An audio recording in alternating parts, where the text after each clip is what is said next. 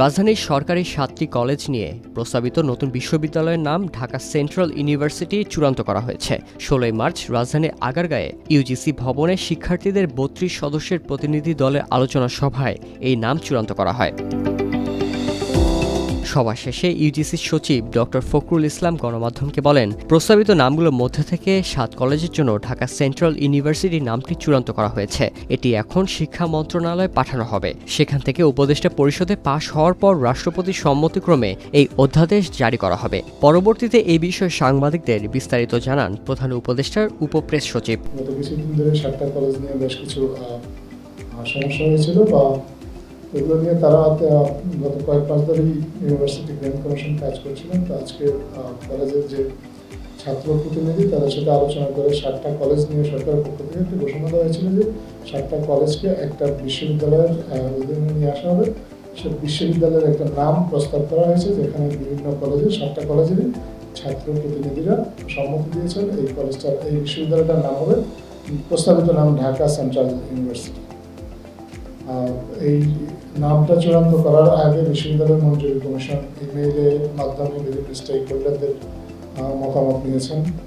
পাশাপাশি 7টা কলেজের যারা ছাত্রছাত্রী তাদের সমন্বয়ে 28টা টিম করা হয়েছে।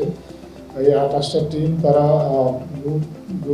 নিজেরা আলোচনা করে তাদের মতামত দিয়েছে এবং এই 28টা টিমের যে 28টা টিম লিডার, 28 জন টিম লিডার, সেই টিম লিডারদের সাথে আজকে বসে মূলত এই নামটা চূড়ান্ত করা হয়েছে।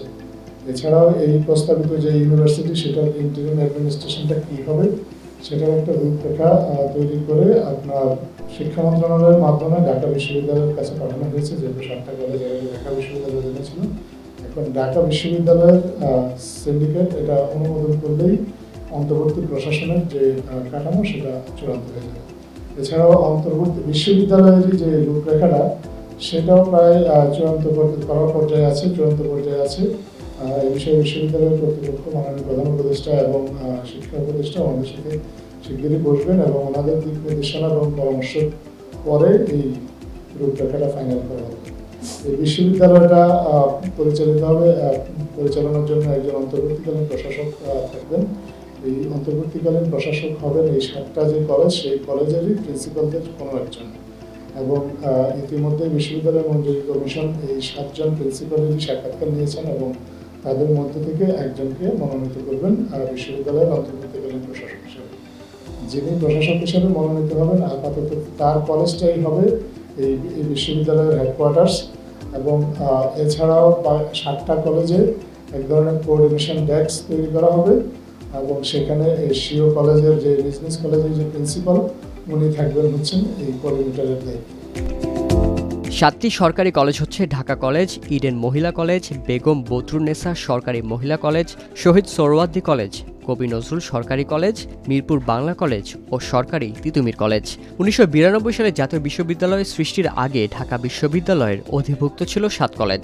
জাতীয় বিশ্ববিদ্যালয় প্রতিষ্ঠিত হলেও এসব কলেজ জাতীয় বিশ্ববিদ্যালয়ের অধীনে চলে যায়। 2016 সালের নভেম্বরে 7 কলেজকে পুনরায় ঢাবির অধিভুক্ত করার সিদ্ধান্ত নেয় শিক্ষা মন্ত্রণালয়। 2017 সালের ফেব্রুয়ারিতে 7 কলেজ আনুষ্ঠানিকভাবে ঢাবির অধিভুক্ত হয়। 2024 সালে 5 অগস্টে সরকার পতনের পর পৃথক বিশ্ববিদ্যালয় প্রতিষ্ঠার দাবিতে আন্দোলনে নামেন ঢাবির অধিভুক্ত 7 কলেজের শিক্ষার্থীরা। দীর্ঘ আন্দোলনের পর 2025 সালের শুরুতে তাদের দাবি আদায়ের আশ্বাস দেন তৎকালীন শিক্ষা উপদেষ্টা ডক্টর ওয়াহিদউদ্দিন মাহমুদ। এসব কলেজে শিক্ষার্থীর সংখ্যা প্রায় 2 লাখ, শিক্ষক 1000-এর বেশি। কলেজগুলোতে প্রতি সেশনে প্রায় 21,500 শিক্ষার্থী ভর্তি হন।